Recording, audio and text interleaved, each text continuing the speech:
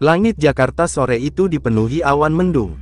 Dari balik kaca ruang kerjanya di lantai 3 gedung pabrik, Hendra memandang pemandangan yang sama setiap harinya, lorong-lorong sempit yang dipadati buruh, suara mesin-mesin tekstil yang berdengung tanpa henti, dan tumpukan kain yang memenuhi gudang. Pabriknya, Kain Mutiara, telah menjadi simbol kesuksesan. Namun, hanya ia yang tahu betapa mahal harga yang harus dibayarnya. Hendra menarik napas dalam-dalam, mencoba mengenyahkan rasa gelisah yang merayap di dadanya.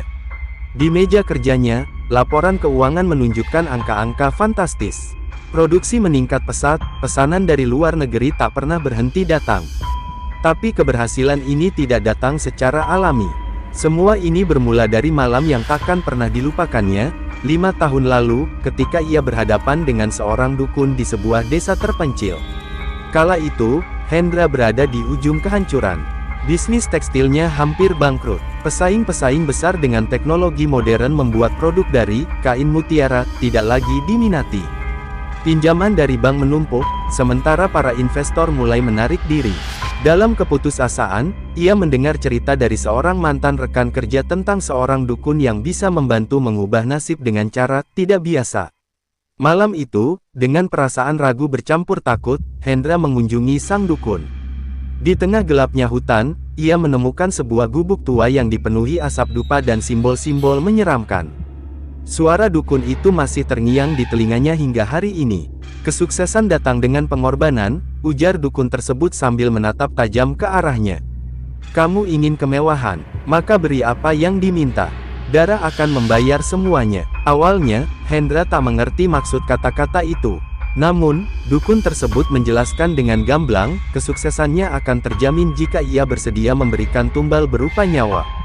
Tumbal ini tak harus dilakukan secara langsung, cukup menciptakan situasi yang mengundang kecelakaan atau kematian alami. Dengan hati yang gelap, Hendra menyanggupi syarat itu. Semua dimulai dengan hal kecil. Mesin-mesin di pabrik sengaja dibiarkan rusak meski ia tahu risiko kecelakaan akan meningkat. Ventilasi tidak diperbaiki, membuat beberapa pekerja jatuh sakit karena kelelahan dan sesak napas. Perlahan, tumbal-tumbal itu mulai memakan korban. Hendra menyaksikan karyawan pertama yang jatuh pingsan di depan mesin jahit, kemudian meninggal setelah dirawat beberapa hari. Anehnya, setelah kejadian itu, pesanan kain langsung meningkat drastis. Hendra seolah tidak lagi memiliki keraguan. Ia membenamkan dirinya semakin dalam ke lingkaran kegelapan. Baginya, nyawa beberapa orang hanya pengorbanan kecil dibandingkan dengan impian yang telah diraihnya. Namun, ada harga yang tak terduga. Kembali ke ruangannya, Hendra dikejutkan oleh suara ketukan pelan di pintu. Seorang mandor masuk dengan ekspresi cemas. Pak Hendra, maaf mengganggu. Ada karyawan pingsan lagi di ruang produksi, lapornya singkat. Hendra mengangguk tanpa menunjukkan emosi. Bawa ke klinik pabrik. Kalau tidak tertolong, beritahu saya. Saat mandor itu keluar, Hendra menutup matanya sejenak. Di balik ketenangannya, ada rasa resah yang mulai tumbuh. Ia tahu permainan ini memiliki batas. Cepat atau lambat, apa yang telah ia bangun dengan pengorbanan nyawa orang lain akan menuntut sesuatu yang lebih besar. Di luar ruangan, angin berhembus kencang, menimbulkan suara aneh di sela-sela dinding pabrik. Beberapa karyawan melirik ke arah suara itu dengan wajah pucat. Bagi mereka, ada sesuatu yang tak kasat mata menghuni tempat itu. Sesuatu yang tak bisa dijelaskan, namun terasa begitu nyata. Malam tiba dengan sunyi yang tidak biasa di pabrik Kain Mutiara. Biasanya, meski larut, suara mesin masih bergema, tanda produksi terus berjalan untuk memenuhi permintaan. Namun malam itu berbeda. Di ruang produksi, suara mesin terhenti mendadak, memecahkan rutinitas yang mencekam. Dian, seorang karyawan baru yang penuh semangat, dipanggil untuk memeriksa mesin yang macet. Tangannya gemetar saat mencoba membuka panel. Ini adalah pekerjaan pertamanya di pabrik itu, dan ia tak ingin melakukan kesalahan. Namun, ketika ia mencoba menarik kain yang tersangkut di mesin, suara gemeretak keras terdengar. Tak ada yang sempat memperingatkan sebelum tubuhnya terhempas ke lantai. Seorang mandor yang berada di dekatnya segera berteriak, memanggil bantuan. Para pekerja berkerumun, menatap tubuh Dian yang tidak bergerak. Wajah mereka pucat, sebagian mulai berbisik. Kenapa mesinnya bisa meledak? Bukannya sudah diperiksa kemarin? Salah satu karyawan bertanya dengan suara tertahan. Hendra tiba tak lama setelahnya. Ia berdiri di tengah ruangan, matanya menyapu setiap sudut dengan dingin. "Bawa ke klinik pabrik. Kalau keadaannya parah, langsung panggil ambulans," ujarnya singkat. Tidak ada emosi dalam nada bicaranya. Ia lalu berbalik, meninggalkan kerumunan dengan langkah cepat. Namun, di ruang kerjanya, Hendra tidak bisa mengabaikan kejadian itu. Pikirannya berputar, kembali pada pertemuannya dengan dukun 5 tahun lalu. Korban pertama akan menunjukkan jalan, begitu kata-kata dukun itu terngiang di telinganya. Sekujur tubuh Hendra terasa dingin. Ia tidak pernah benar-benar siap untuk melihat tumbal pertamanya, meskipun ia tahu ini akan terjadi. Keesokan harinya, kabar tentang kematian Dian menyebar di pabrik. Suasana menjadi muram, tapi tidak ada yang berani mengungkapkan rasa curiga secara terbuka. Namun, beberapa karyawan mulai saling berbisik. "Kenapa kecelakaan sering terjadi di sini? Ini bukan pertama kalinya, kan?" Suara-suara itu mulai terdengar di sudut-sudut pabrik. Hendra mengabaikan pembicaraan tersebut, memilih tenggelam dalam pekerjaannya. Namun, malam itu, saat ia sendirian di ruangannya, angin dingin tiba-tiba berhembus masuk meski semua jendela tertutup. Ia merasa ada seseorang yang berdiri di belakangnya. Saat ia menoleh, tak ada apa-apa. Tapi ia yakin, ada sesuatu yang mengawasinya. Pikirannya terganggu sepanjang malam. Ia mencoba tidur, namun mimpi buruk datang silih berganti. Dalam mimpinya, ia melihat Dian berdiri di depan pintu ruang produksi, wajahnya penuh dengan darah. Dian tidak berbicara, hanya memandangnya dengan tatapan kosong yang penuh tuduhan. Hendra terbangun dengan napas tersengal. Ia menatap ke sekeliling kamarnya, memastikan semuanya nyata.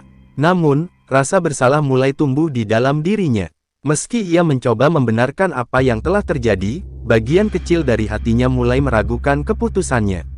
Di sisi lain, Siska, salah satu karyawan senior, mulai memperhatikan pola aneh di pabrik. Ia ingat kejadian-kejadian sebelumnya, kecelakaan yang terlalu sering terjadi, karyawan yang tiba-tiba sakit dan tidak kembali. Ini bukan kebetulan, pikirnya. Tapi ia belum tahu bagaimana mengungkapkan kecurigaannya tanpa membahayakan dirinya sendiri. Pabrik kain mutiara terus berjalan seperti biasa. Mesin-mesin kembali berdengung, kain-kain diproduksi tanpa henti. Namun, di bawah permukaan, ada sesuatu yang mengintai, sebuah rahasia gelap yang menunggu untuk terungkap. Hendra tahu ini baru permulaan. Lingkaran pesugihan telah dimulai, dan ia tidak bisa menghentikannya sekarang. Pabrik kain mutiara kembali beroperasi seperti biasa, tetapi suasana berbeda terasa jelas di udara. Kejadian tragis yang menimpa Dian menyisakan bayang-bayang gelap di setiap sudut ruangan. Pekerja sering melirik waspada ke arah mesin-mesin, seolah khawatir kecelakaan berikutnya bisa terjadi kapan saja. Namun, yang paling menonjol adalah keheningan, tak ada lagi gelak tawa, tak ada obrolan ringan. Hanya suara mesin dan desah napas yang terdengar. Hendra, seperti biasa, duduk di ruangannya. Ia memandangi laporan keuangan yang luar biasa menggembirakan. Pesanan besar terus berdatangan dari berbagai klien, bahkan lebih banyak dari yang ia harapkan. Tapi di balik kepuasan itu, ada kegelisahan yang tidak dapat ia abaikan. Malam sebelumnya, saat ia tengah memeriksa dokumen di rumah, ia mendengar suara langkah kaki di lantai atas. Rumahnya sudah lama kosong selain dirinya, dan ia tahu tak ada orang lain di sana. Ia naik perlahan, tangannya gemetar saat memegang gagang pintu kamar. Ketika ia membuka pintu, hanya ada kegelapan. Tapi sebuah bau anyir samar menguar di udara, memaksanya mundur dengan ketakutan. Apa ini bagian dari perjanjiannya? Pikirnya sambil menahan napas. Ia sudah bertekad untuk tidak mempertanyakan konsekuensi, tetapi pengalaman itu mulai mengguncang keberaniannya. Di pabrik, tanda-tanda aneh mulai bermunculan. Mesin-mesin mati mendadak tanpa alasan, meski sebelumnya baru saja diperiksa.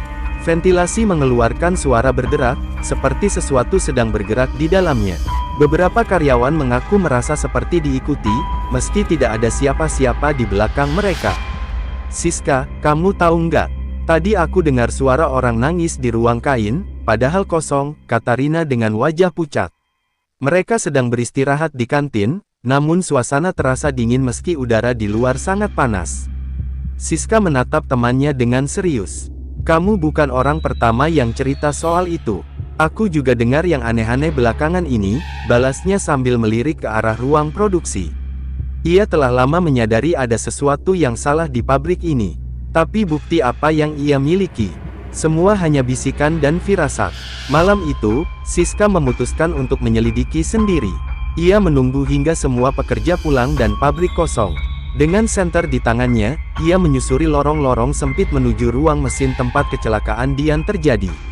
Langkahnya gemetar, tapi tekadnya kuat. Saat ia tiba, ruangan itu gelap dan sunyi. Namun, ketika ia menyalakan senter, sesuatu menarik perhatiannya. Di lantai, ada bekas noda seperti darah yang tidak sepenuhnya bersih. Di sebelahnya, kain yang seharusnya sudah dibuang terlipat rapi, seperti baru saja diletakkan oleh seseorang. Siska merasakan bulu kuduknya berdiri. Tiba-tiba, suara langkah berat terdengar di belakangnya. Ia berbalik cepat, namun tidak ada siapa-siapa. "Siapa di sana?" serunya, suaranya bergetar. Tapi tidak ada jawaban, hanya keheningan yang semakin mencekam. Sementara itu, di rumahnya, Hendra mencoba tidur, tetapi suara aneh terus mengganggunya. Suara langkah kaki, bisikan lirih, bahkan tawa samar yang terdengar seperti ejekan. Ia menutupi kepalanya dengan bantal, berharap semuanya hanya imajinasi. Namun, ia tahu lebih baik. Ia terbangun menjelang subuh, tubuhnya basah oleh keringat. Saat ia membuka matanya, sesuatu yang tidak mungkin ia abaikan terjadi. Di cermin besar di kamarnya, ada bayangan seorang wanita dengan mata kosong menatapnya dari belakang. Tapi ketika ia menoleh, tidak ada siapapun di sana. Di pabrik, Siska menemukan sesuatu yang lebih mengejutkan. Di salah satu sudut ruang mesin, ia melihat benda yang seharusnya tidak ada di sana, sebuah kantong kecil berisi kain merah dengan simbol aneh yang tercetak di atasnya. Tangan Siska gemetar saat ia memeriksa benda itu. Ia tahu, ini bukan sesuatu yang biasa. Ia segera pergi, membawa benda itu sebagai bukti. Tapi di dalam hati, ia merasa telah menyentuh sesuatu yang jauh lebih besar dari yang ia bayangkan. Sesuatu yang mungkin membahayakan dirinya. Di hari berikutnya, meski pabrik kembali beroperasi, bayang-bayang ketakutan semakin nyata. Para karyawan yang pernah mengabaikan firasat buruk kini mulai merasakan ancaman yang tak kasat mata. Dan Hendra, meski berusaha keras menjaga ketenangannya, tahu bahwa konsekuensi dari perjanjiannya semakin dekat, menunggu waktu untuk menghancurkan. Malam itu, Hendra duduk di meja kerjanya, lampu redup menerangi ruangannya yang besar tetapi terasa sempit. Di depannya tergeletak laporan keuangan terbaru, angka yang terus menanjak, pesanan yang tak henti-henti datang, dan grafik keuntungan yang melampaui harapan. Namun, bukannya rasa bangga, ada beban yang semakin berat di dadanya. Ia mengingat mimpi buruk yang terus menghantuinya setiap malam. Sosok Dian, dengan wajah penuh luka, berdiri diam di sudut-sudut gelap kamarnya. Tatapannya kosong, tapi menyiratkan tanya, "Mengapa aku?" Ketukan pintu mendadak membuyarkan pikirannya. Mandor pabrik, Pak Joko, muncul dengan wajah serius. "Pak Hendra, mesin di ruang tenun tiba-tiba rusak lagi. Sudah dicek tadi siang, tapi sekarang mendadak berhenti. Karyawan juga bilang ada suara aneh dari ruang itu." Hendra menghela napas panjang, mencoba menahan gejolak di dalam dirinya. "Perbaiki segera, pastikan semuanya siap sebelum pagi," ujarnya dingin. Tapi jauh di lubuk hatinya, ia tahu bahwa kerusakan ini bukan kebetulan. Ada sesuatu, atau seseorang, yang mulai mengusik kesepakatan yang telah ia buat. Di tempat lain, Siska tidak bisa memejamkan mata. Kantong kecil berisi kain merah dengan simbol aneh yang ia temukan malam sebelumnya kini tersimpan rapat di laci rumahnya. Ia tidak berani menyentuhnya lagi, tetapi keberadaan benda itu terus membayanginya. Apa ini semacam jimat? Pikir Siska. Namun, siapa yang menyimpan benda seperti itu di pabrik? Dan apa kaitannya dengan semua kejadian aneh belakangan ini? Siska memutuskan untuk mencari jawaban, meski ia tahu risikonya besar. Keesokan harinya, saat pabrik mulai beroperasi, Siska mendekati Rina, temannya yang paling ia percaya. Mereka berdua duduk di kantin yang sepi, berbicara dengan nada pelan. "Rina, kamu pernah dengar soal pesugihan?" tanya Siska tiba-tiba. Rina terdiam, tampak ragu. "Kenapa nanya begitu?" Siska menggenggam lengan Rina, memastikan tak ada orang lain yang mendengar. "Aku nemu sesuatu di ruang mesin." Ada kantong kecil dengan simbol aneh di dalamnya. Aku rasa ini bukan cuma kecelakaan biasa, Rin. Pabrik ini ada hubungannya dengan hal-hal yang nggak masuk akal. Wajah Rina memucat. Ia menggeleng, mencoba menghindar dari pembicaraan itu. Siska, aku nggak mau tahu. Kalau kamu terus nyelidikin ini, kamu bisa kena masalah besar. Namun, bagi Siska, ini bukan soal keberanian. Ini soal rasa keadilan. Ia tidak bisa mengabaikan semua kecurigaan yang semakin kuat. Di ruangan lain, Hendra menerima kunjungan tak terduga. Seorang pria tua berpakaian lusuh datang tanpa pemberitahuan, membawa serta aura dingin yang membuat suasana ruangan berubah drastis. Hendra mengenali pria itu sebagai asisten dukun yang pernah ia temui 5 tahun lalu. Pak Hendra, ucap pria itu dengan nada rendah, saya diutus untuk mengingatkan. Kesepakatan ini punya aturan, jangan biarkan ada yang mengusik keseimbangan. Hendra menegang, apa maksudmu? Aku sudah memenuhi semua syarat. Pria itu tersenyum tipis, tetapi senyum itu justru terasa mengancam. Ada yang mencoba mengungkap rahasia ini. Jika itu terus terjadi, maka akibatnya akan kembali pada Anda. Hendra merasa darahnya mengalir dingin. Ia tahu persis siapa yang dimaksud. Pikiran Siska langsung muncul dalam benaknya. Malam harinya, Siska memutuskan untuk menyelidiki lebih jauh. Ia kembali ke pabrik setelah jam kerja selesai. Dengan hati-hati, ia menyusuri lorong-lorong gelap, menghindari perhatian penjaga malam. Langkahnya membawanya ke ruang arsip tua di belakang pabrik. Ruangan itu dipenuhi debu dan kertas-kertas lama. Siska menyisir dokumen yang berceceran, mencoba menemukan petunjuk tentang simbol yang ia temukan. Akhirnya, di salah satu sudut, ia menemukan sebuah buku usang. Di dalamnya, ia membaca tentang ritual pesugihan yang melibatkan tumbal manusia. Simbol yang sama dengan yang ada di kain merah itu tertera di salah satu halaman. Siska tertegun, matanya membelalak. Jadi, benar, ini bukan kecelakaan biasa, gumamnya, suaranya hampir tidak terdengar. Namun, sebelum ia bisa mencerna lebih jauh, suara langkah kaki mendekat.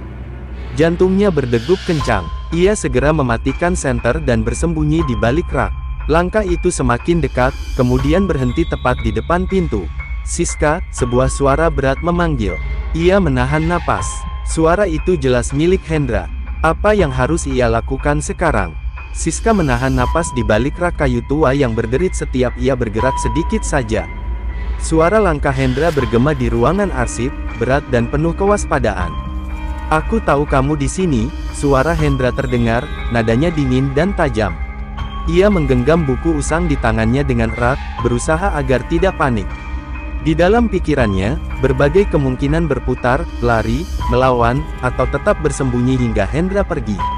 Tapi Siska tahu, jika ia tertangkap, semuanya bisa berakhir malam itu juga. Hendra berjalan perlahan, matanya memindai setiap sudut ruangan. Ia tahu apa yang sedang dicari Siska, dan ia tidak bisa membiarkannya keluar dengan rahasia ini. Perjanjiannya dengan dukun itu sudah cukup berbahaya, dan jika ada pihak luar yang mengusik, konsekuensinya akan lebih besar dari sekadar kehilangan pabrik. Dengar, Siska, aku nggak mau menyakitimu, ucap Hendra, mencoba terdengar tenang, meski wajahnya dipenuhi amarah yang ditekan.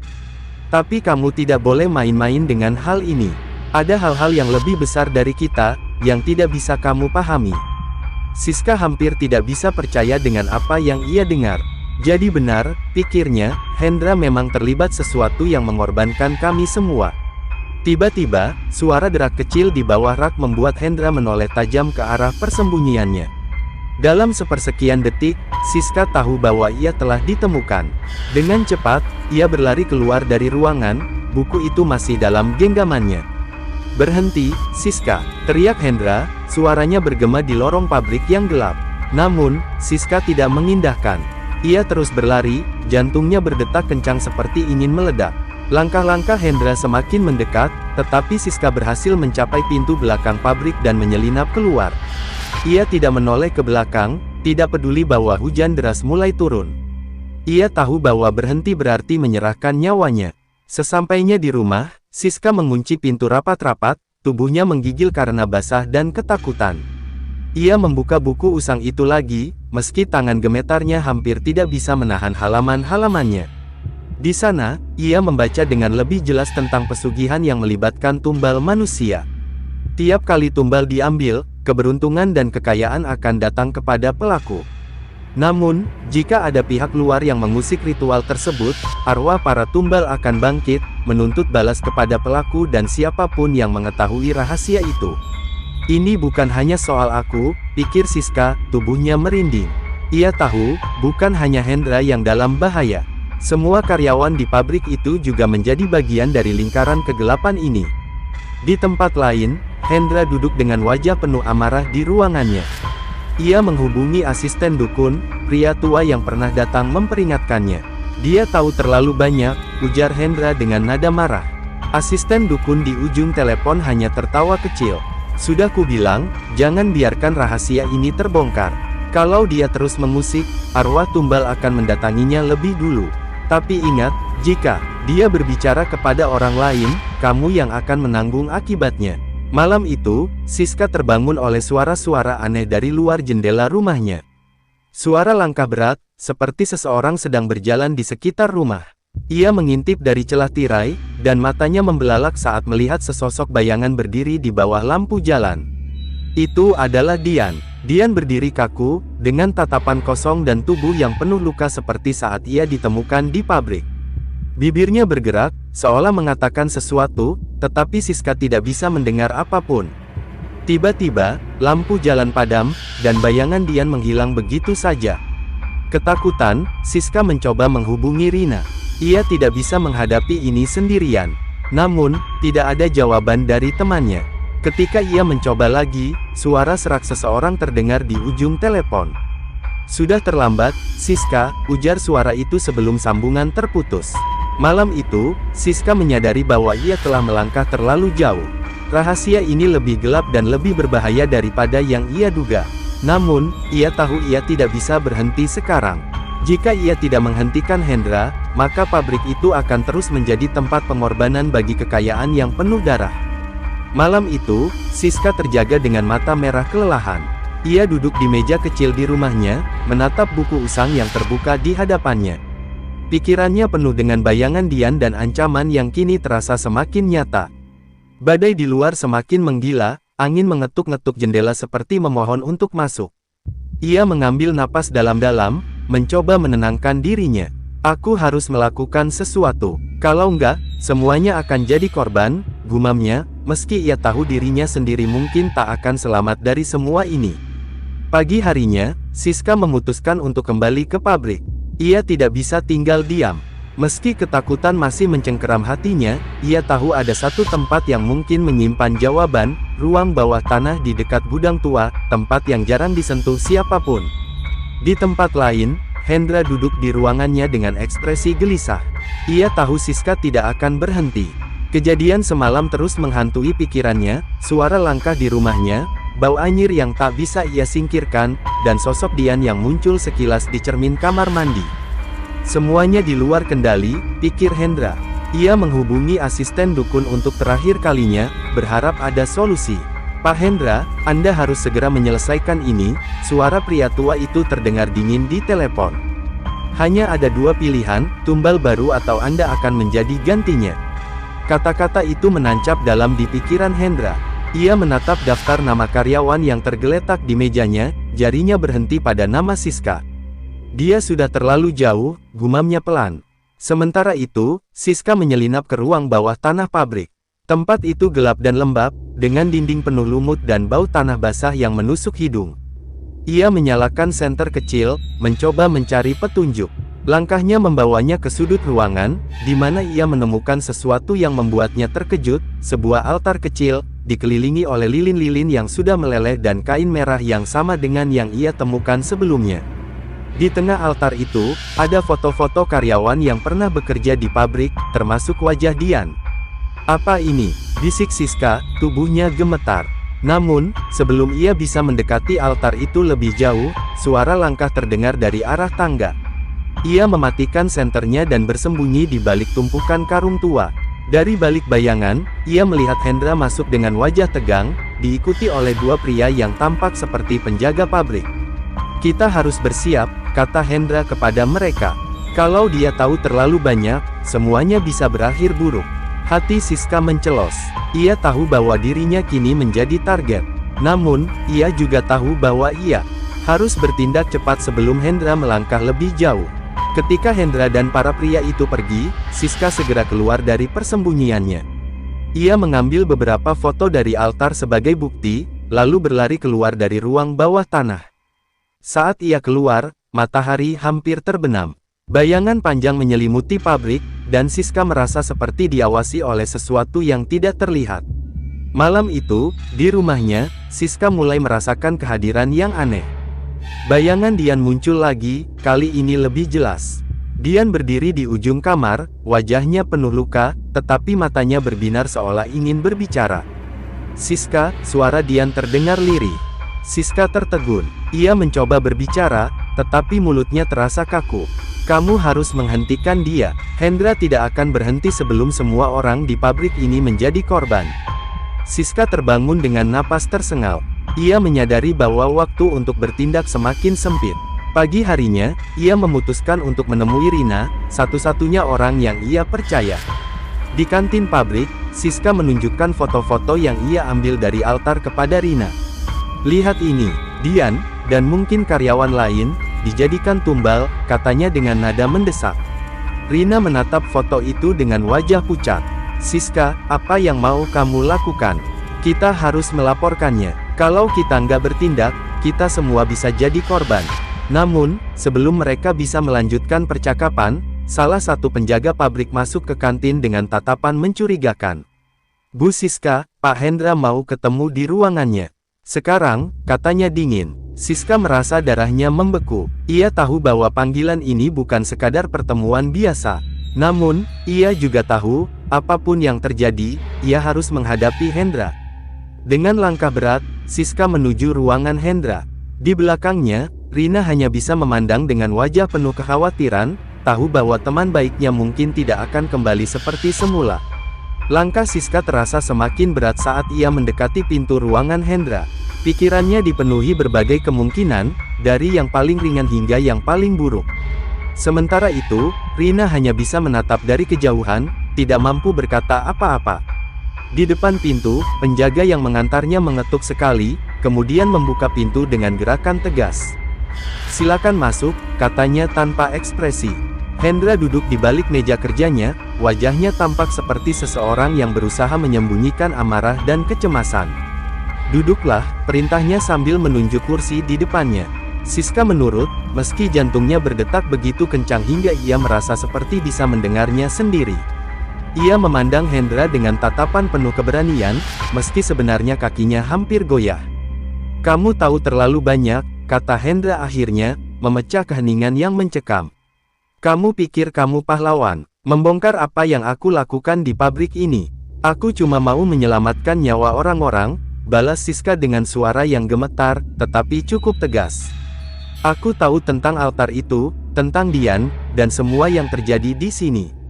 Ini salah, Pak Hendra, dan Anda harus menghentikannya."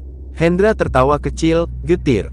"Kamu pikir kamu bisa menghentikan sesuatu yang lebih besar dari kamu? Lebih besar dari aku. Pesugihan ini, bukan cuma soal aku. Ini soal kelangsungan pabrik ini, kelangsungan hidup ratusan orang. Kelangsungan hidup." Siska berdiri, menatapnya tajam. "Mengorbankan nyawa untuk keuntungan, itu bukan kelangsungan hidup, itu dosa besar." Wajah Hendra mengeras. Ia menunjuk Siska dengan jari yang bergetar. "Kamu nggak tahu apa-apa. Kalau kamu melaporkan ini, semuanya akan hancur. Dan aku nggak akan membiarkan itu terjadi." Sebelum Siska sempat merespons, dua penjaga masuk ke dalam ruangan. Hendra memberi isyarat, dan mereka mendekat ke arah Siska. "Apa-apaan ini?" Siska mundur, panik. "Kamu harus dihentikan," kata Hendra dingin. "Aku nggak punya pilihan lain." Para penjaga meraih Siska, tetapi tiba-tiba ruangan menjadi sangat dingin. Suara angin berdesir terdengar, meski jendela dan pintu tertutup rapat. Lilin kecil di sudut ruangan berkedip-kedip, seolah hendak padam. Hendra menoleh dengan wajah ketakutan. Apa ini?" Dari sudut ruangan, muncul sosok samar yang membuat semua orang terdiam. Itu adalah Dian, dengan wajah pucat dan mata penuh dendam. Ia melangkah perlahan ke arah Hendra, tubuhnya mengeluarkan aroma anyir yang menusuk. "Kamu sudah cukup mengambil nyawa kami," suara Dian terdengar seperti bisikan tajam. "Sekarang giliranmu membayar." Penjaga melepaskan Siska dan mundur ketakutan. Hendra berdiri, mencoba melangkah mundur, tetapi tubuhnya membeku. "Tidak, ini tidak mungkin." Dian melangkah semakin dekat, bayangannya menjulang besar di dinding ruangan. Siska hanya bisa memandang dengan campuran rasa takut dan heran. Ia ingin lari, tetapi kakinya seperti tertanam di lantai. "Ini semua salahmu, Hendra," lanjut Dian. "Dan aku tidak akan pergi sebelum kamu merasakan apa yang kami rasakan." Hendra jatuh berlutut, memohon ampun. "Aku terpaksa, aku tidak punya pilihan," katanya dengan suara putus asa. Namun, Dian hanya tersenyum tipis, senyum yang dingin dan tanpa ampun. "Semua pilihan ada konsekuensinya. Sekarang, rasakan sendiri akibatnya." Dengan satu gerakan cepat, bayangan Dian melesat ke arah Hendra. Lelaki itu berteriak keras, suaranya menggema di seluruh pabrik. Siska menutup telinganya, tetapi tidak bisa mengalihkan pandangan dari apa yang terjadi di depannya. Ketika jeritan itu mereda, Hendra tergeletak di lantai, tubuhnya kaku dan wajahnya membeku dalam ekspresi ketakutan. Ruangan kembali sunyi, hanya suara Cerita napas dari orang-orang tua Siska yang tentang masa terdengar. lalu dan bagaimana mereka Dian bisa menghilang belajar dari begitu kesalahan saja, tersebut. meninggalkan aroma anyir Suasana yang hutan masih kini dipenuhi menyelimuti dengan tawa ruangan. anak-anak yang tidak hanya Siska belajar berdiri tentang terpaku, alam tetapi juga tidak tentang tahu apa yang persahabatan harus dan ia kerjasama. lakukan selanjutnya. Hutan yang Para dulunya hancur penjaga, kini menjadi yang simbol masih kehidupan, gemetaran, tempat di segera mana keluar semua tanpa makhluk bisa berkata belajar dan apa-apa. tumbuh bersama. Mereka tahu, pabrik Namun, ini di sudah tengah tidak lagi kebangkitan sama. ini, ancaman Siska baru menatap muncul. tubuh Hendra untuk terakhir Suatu malam, kalinya sebelum saat berlari hutan keluar tertutup dari kegelapan, ruangan. sekumpulan orang dari Dia luar tahu mulai ini mendekati belum tempat selesai. mereka. Pesugihan ini Dengan telah niat untuk meninggalkan luka yang mengeksploitasi dalam, sumber daya alam dan yang ia tersisa, harus mereka memastikan datang semuanya membawa alat berakhir berat dan untuk mesin yang bisa selamanya. menghancurkan semuanya. Siska keluar dari ruangan Saat Hendra berita dengan tentang kedatangan perasaan mereka seperti tersebar, habis rasa bertarung cemas dengan menyelimuti iblis. komunitas. Langkahnya terasa Aris dan lebih Kian berat berkumpul daripada dengan semua biasanya. orang, Napasnya merencanakan langkah berdebar cepat, selanjutnya. dan ketakutan Kita masih tidak bisa menggerayangi membiarkan ini hatinya. terjadi. Namun Kian ia tahu berseru, ia tidak marah bisa namun tetap berhenti. tenang. Jika ia berhenti, Kita harus maka melindungi ini rumah akan kita. menjadi akhir segalanya. Aris Hujan mengangguk, mulai turun merasakan dengan deras semangat ketika membara ia dalam dirinya. menjejakkan kaki di lorong yang Kita sunyi telah di belajar luar untuk ruangan bersatu. Hendra. Kabut Ini tebal saatnya untuk membungkus menunjukkan pabrik, kepada mereka menambah bahwa suasana kita akan melindungi menyeramkan yang yang kita sudah cintai. menguasai tempat itu. Mari kita tunjukkan bahwa Ruangan bawah kekuatan kita tanah dan terletak altar pada itu, kesatuan. tempat ia menemukan Malam foto-foto itu, korban, mereka bekerja masih keras untuk menghantui membuat. pikirannya. Kudengar bisikan itu di malam hari. Aku harus mengungkap segalanya. Ia berlari kembali menuju kantin pabrik, tempat ia meninggalkan Rina tadi. Namun, dalam perjalanan, ia merasa ada yang mengikutinya. Suara langkah di belakangnya, pelan namun jelas, bergemuruh di telinga. Siska berbalik. Tidak ada siapa-siapa, hanya kabut yang menelan cahaya dari lampu senter yang ia bawa. "Siapa itu?" bisiknya pada dirinya sendiri, suara gemetar. Setibanya di kantin, ia mendapati Rina masih duduk di tempat mereka tadi. Namun, ekspresi Rina sudah berubah, lebih serius dan penuh ketakutan. "Siska, ada apa? Kamu terlihat pucat," ucap Rina, menatapnya dengan khawatir. Siska menarik napas panjang, lalu duduk di sebelahnya. "Rina, aku harus menceritakan segalanya padamu. Ini jauh lebih gelap daripada yang kita kira." Rina menatapnya dengan serius. "Cerita, apa, Siska?" Dengan tangan bergetar, Siska mengeluarkan foto-foto yang ia ambil dari altar di bawah tanah. Foto itu memperlihatkan wajah karyawan yang mengenakan seragam pabrik, termasuk wajah Dian. Semua wajah itu tampak seperti korban yang telah dikorbankan dalam ritual yang tak bisa ia pahami. Rina terperangah melihat foto-foto tersebut. "Siska, ini serius sekali. Ini bukan hanya kebetulan." Siska mengangguk pelan. "Hendra yang bertanggung jawab atas semua ini. Aku melihatnya sendiri di ruang bawah tanah, bersama altar itu. Dan apa yang dia katakan padaku tadi, dia memiliki banyak rahasia yang bisa menghancurkan kita jika ia mau." Rina menutup mulutnya, masih mencoba mencerna apa yang barusan ia dengar. Mereka berdua tahu ini bukan hanya sekadar